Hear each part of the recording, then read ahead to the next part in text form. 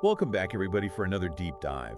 Today we're going to be looking at something pretty interesting. I think we've got some excerpts here all about embracing risk and not fearing it. And get this through the lens of Buddhist philosophy. Hmm. Yeah, pretty fascinating, right? Seems like we're always told to kind of like conquer our fears or like, just do it. But these excerpts are suggesting a totally different approach, especially when it comes to financial decisions. You know, it's funny you should say that because what really jumps out from these sources is this idea that fear, which, we usually see as the enemy of risk taking, can actually be like a really valuable guide. Oh, wow. Yeah, instead of, trying to like ignore it or suppress it, Buddhist philosophy kind of encourages us to actually examine it, understand where it's coming from, and, ultimately learn from it. So it's more about like getting curious about your fear instead of just like trying to fight it off. Exactly. It's like, these sources emphasize that fear is often a reflection of our past experiences, our beliefs that we've kind of ingrained in ourselves, and sometimes even, like our cultural conditioning. Oh, that's interesting. Yeah, and instead of seeing it as this like weakness, we can kind of reframe it as like a signal. It's pointing us towards areas where we might need to learn and grow. Okay, that makes sense. Yeah, so, for example, if someone is absolutely terrified of like investing in the stock market, right? Yeah. Their fear might be coming from, a past experience with financial loss, or maybe they just don't really understand, how investing actually works. Yeah, that makes sense. Right. And so instead of letting that fear just completely paralyze them, they can actually use it as like a starting point to educate themselves, to find some mentors, or to even just start small with investments that feel a little bit less intimidating. So it's more about like using fear as like a motivator, like a catalyst for action, rather than an excuse to like stay stuck. Exactly. And one of the sources actually uses this really great analogy. They say, instead of seeing fear as like this wall that's blocking your path, imagine it as a mirror. Mm. Yeah, it's reflecting your own like doubts and insecurities. And by looking at those reflections, you can actually gain some really valuable insights into your own beliefs and motivations. Okay, I like that. That's a really powerful image. Hmm. But how do we actually go about separating like, what's real and what's just fear when we're trying to make a decision? Well, the sources actually offer like a step-by-step guide. And one of the first steps is to really assess the actual risk that's involved. Yeah. Because oftentimes, our fears tend to kind of like magnify the potential downsides of a situation, right? And it can lead to what a lot of people call analysis paralysis. Oh my gosh, yes, Yeah, I that's know that just- feeling way too well. Yeah. It's like you spend hours and hours researching every single possible scenario, and then you just end up more confused and anxious than when you started. Exactly. And one of the sources actually says, we often suffer more in our imagination than in reality. Wow, that's so true. Yeah. Right. So a key part of this whole process is to ask yourself, is this fear based on actual facts, or is it just my anxieties kind of running wild? It's about challenging those negative thought patterns and kind of replacing them with a more like balanced perspective. So instead of blindly trusting our gut feeling, Right. we need to like gather information, actually analyze the situation, and then decide if the potential benefits are actually worth the potential risks. Exactly. And that's where the concept of mindful and calculated action comes in. Okay. Buddhist philosophy isn't about just being reckless or taking these blind leaps of faith. Right. It's about really weighing the potential consequences of our actions and making informed choices that are aligned with our values and our goals. That makes a lot of sense. It's Yeah. not about eliminating fear altogether, but about using it as a tool to make smarter decisions. Exactly. And you know what? One of the sources even suggests that by taking these calculated risks, we can actually develop a greater sense of inner stability. Yeah, the more we step outside of our comfort zone and learn to navigate uncertainty, the more confident we become in our ability to handle whatever challenges life throws our way. It's like building a muscle. The more we practice embracing risk, the stronger and more resilient we become. Exactly. But, it's still important to have a safety net. Right, of course. The sources really emphasize having a plan in place for handling those potential setbacks. Okay. So that could be, a financial cushion, a strong support system, or even just like a clear strategy for dealing with those unexpected challenges. Right. Knowing that you have that backup plan can really give you the confidence to take those calculated risks without feeling like you're risking absolutely everything. I love that idea. It's like having a safety harness when you're rock climbing. Yeah.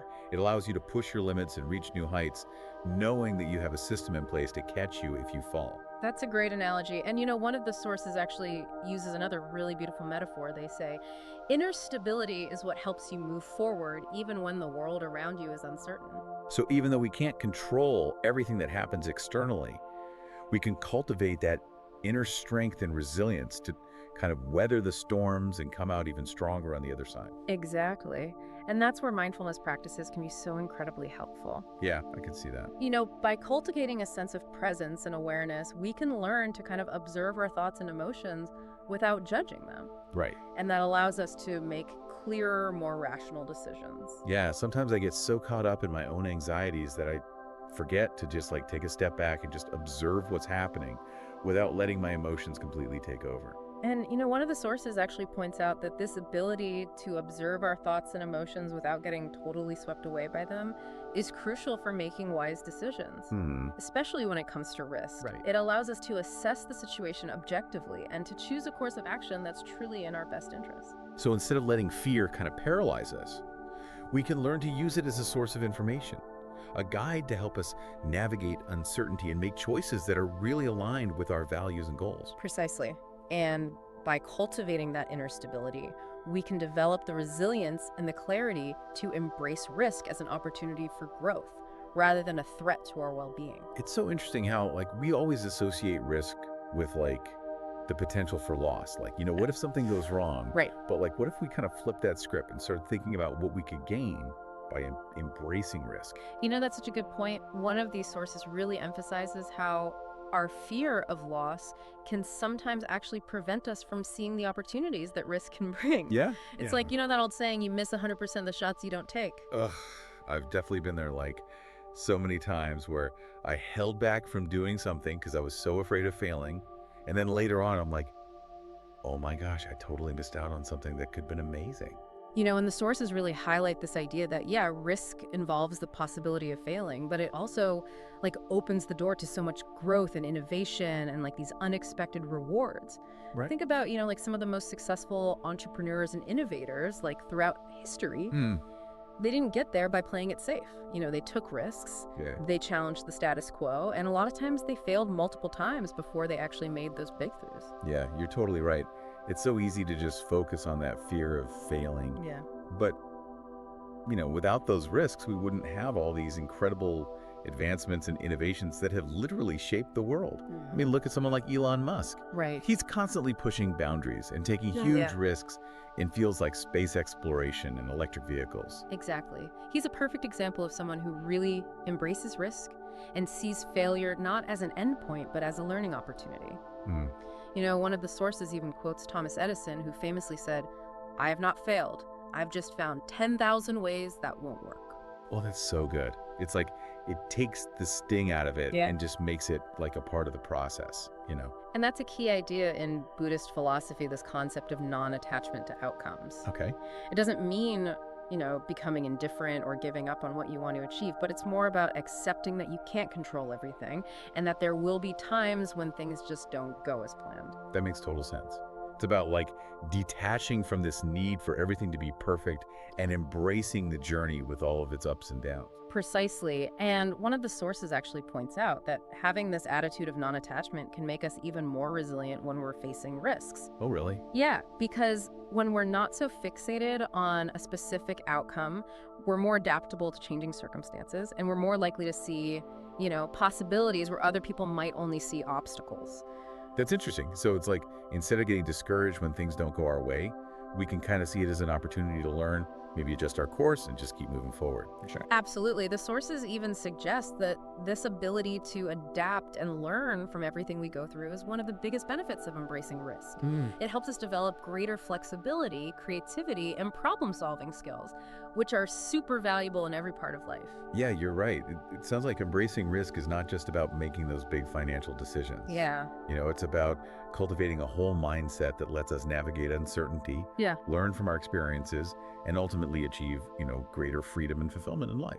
That is a really great way to put it. And one of the sources actually connects this idea of embracing risk to the Buddhist concept of finding freedom from suffering. Oh, well, that's interesting. Yeah. How does that connect? So Buddhist philosophy teaches that a lot of our suffering comes from clinging to things that are constantly changing and impermanent, like, Yeah. our possessions, our reputations, even our own sense of who we are. Right. But when we can learn to let go of that clinging, we experience a much greater sense of peace and freedom. So when it comes to risk, it sounds like this means letting go of, that fear of losing things, the need to control every little thing, and just the expectation that things will always go exactly the way we planned. Exactly. And by letting go of that tight grip, we actually open ourselves up to the possibility of experiencing something completely new, something we never expected, something that might lead to even more joy and fulfillment than we could have ever imagined. That's a powerful thought. It's like by letting go of that need to control every little thing, we actually gain so much more freedom and possibility in our lives. One of the sources uses this beautiful metaphor to illustrate this point.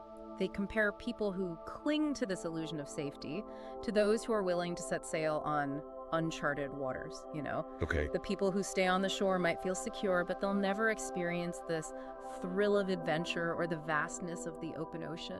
I love that analogy. Yeah. It really captures the idea that the greatest rewards in life sometimes come from venturing outside of what feels comfortable and embracing the unknown. Exactly. And while the people who embark on that journey will definitely encounter storms and challenges along the way. Right. They'll also get to experience this amazing sense of freedom and exhilaration that the people who stay on the shore will never know. It makes me think about how I usually approach financial decisions. I tend to get stuck in that analysis paralysis mode, just weighing all the risks and downsides. Yeah. But what if I tried shifting my focus and started asking myself, what's the most exciting thing that could happen? What could I achieve if I let go of this fear and just embrace the unknown? That is a fantastic question to ask yourself. And it aligns perfectly with the idea of moving away from a mindset of scarcity and embracing abundance. Okay. When we focus on what we could potentially gain rather than what we might lose, we open ourselves up to a whole world of new possibilities. It's like we're expanding our vision and allowing ourselves to actually see those opportunities that we might have missed before. But how do we actually cultivate that abundance mindset? One of the sources suggests that it starts with gratitude. By appreciating what we already have in our lives, we're creating a foundation of abundance in our minds. Right. And that can then extend to other areas like our finances. That makes sense. When we're feeling grateful, we're less likely to be driven by that fear and scarcity and more open to approaching risk with a sense of confidence and possibility. Exactly. Another key aspect of that abundance mindset is focusing on our strengths and our potential instead of dwelling on our limitations or past mistakes. So instead of saying like, I can't do that because I've never done it before, Right. we could say, I'm willing to learn and grow, and I'm excited to see what I can achieve. Exactly. It's about moving away from that fixed mindset, where we think our abilities are just set in stone, Right. and embracing a growth mindset where we see those challenges as opportunities to learn and develop. And that brings us back to embracing risk as a path to personal growth. Yes. The more we challenge ourselves and push ourselves outside of our comfort zones, the more we learn and grow and the more confident we become in handling whatever comes our way. It's like that quote, life begins at the end of your comfort zone. By embracing risk, we're essentially expanding our comfort zone and making space for all these new experiences and possibilities. One thing that's really hitting home for me is that risk is just a part of life.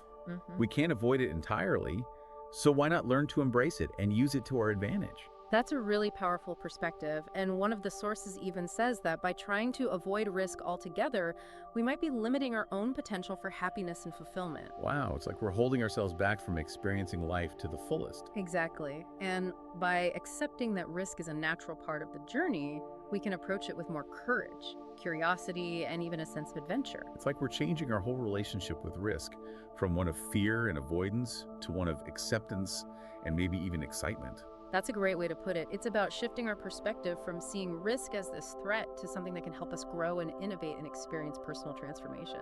And that transformation can be incredibly rewarding, both financially and in terms of our overall well-being. So we've talked about, reframing fear and seeing risk as an opportunity and even cultivating that inner stability. But how does all of this connect back to financial freedom? That's where a lot of people really feel that weight of risk, I think. Yeah, absolutely. It's really interesting how the sources connect these kind of abstract Buddhist concepts to something as concrete as money, Right. They suggest that true financial freedom isn't just about like having a ton of wealth, but about having the wisdom and the courage to actually use that wealth effectively. So it's not about like trying to eliminate risk completely from your financial life, but like understanding it well enough to make choices that align with, what you value and what your goals are. Exactly. One of the sources uses this analogy of a ship captain. Okay. They say a skilled captain doesn't just like try to avoid storms altogether, you know? Yeah. They learn how to navigate them effectively by using their knowledge of like the winds and the currents to reach their destination. Ooh, I like that analogy. So in terms of finances, it's about learning how to navigate those, inevitable ups and downs of the market, understanding how to manage risk and making decisions that are, aligned with your long-term financial goal. Exactly. And that's where all those Buddhist principles that we've been talking about come in, you know? Now, Like cultivating inner stability helps you to weather those financial storms without making like impulsive decisions based on fear or panic. right. So instead of like selling off all your investments when the market dips, It's a stack. you're able to stay calm and assess the situation and maybe even see it as a buying opportunity. Exactly. And that principle of non-attachment can help you to detach from the outcome of your investments, you know? Recognizing that you can't control everything, but you can control your own reactions and your decisions. Right. So instead of getting like super attached to specific stocks or investments, you're able to diversify your portfolio, take calculated risks, and accept that, sometimes you'll win and sometimes you'll lose. Exactly. And one of the sources even suggests that this detachment from outcomes can actually lead to greater financial success over the long term. Oh, wow. Yeah, when you're not so focused on those short-term gains or losses, you're more likely to make those sound investment decisions based on a longer-term perspective. That makes a lot of sense. It's like that classic advice to like invest for the long haul rather than trying to time the market or chase those quick profits. Exactly. And one of the most interesting things the sources talk about is how financial freedom from a Buddhist perspective is really closely tied to the idea of generosity. Oh, that's kind of unexpected. How does that fit in? Well, they suggest that true abundance comes not from just hoarding wealth, but from sharing it wisely and compassionately, you know? Okay. When we give freely of our resources, whether it's our time, our energy, or our money, we actually create a flow of abundance in our lives. So it's not about, clinging tightly to our possessions, but recognizing that wealth is a resource that we can use to make a positive impact in the world. Exactly. And one of Yeah. the sources even argues that this act of giving can actually reduce our fear of loss. Oh. When we understand that our resources can be used to help other people and to create a more just and compassionate world, we're less likely to be like controlled by that fear and scarcity. It's like shifting from a mindset of like, what if I don't have enough, to how can I use what I have to make a difference? Exactly. That's a powerful shift, and it aligns so well with that Buddhist principle of interconnectedness. Yeah. You know, the idea that we're all part of this larger web of life, Yeah. and that our actions have ripple effects that go way beyond ourselves. So as we're kind of wrapping up this deep dive into embracing risk through this Buddhist lens, I'm really struck by how it's not just about making those smart financial decisions, but about cultivating a mindset of abundance and generosity, and that willingness to use what we have to make a positive impact on the world. Yeah, it's a perspective that encourages us to see those challenges as opportunities to learn and grow, to cultivate that inner stability as a foundation for handling all that uncertainty, and to approach risk with both wisdom and compassion. It's not about being reckless or just throwing caution to the wind, Right. It's about developing the wisdom and the courage to step outside of our comfort zones, to really pursue our passions, Right. and to live a life that's both meaningful and fulfilling. And you know, it doesn't have to be this sudden, drastic change to your whole life. Right. Even taking small steps towards embracing risk and examining those fears and considering these principles can have like a ripple effect that transforms how you approach not just your finances, but your life as a whole. So for all of you listening out there, we'll leave you with this final thought. What's one small risk that you've been avoiding, maybe out of fear or uncertainty? How might reframing it, using some of these ideas that we've talked about, change your approach? Maybe it's time to take a step outside of that comfort zone and see where the journey takes you. After all, fortune favors the brave.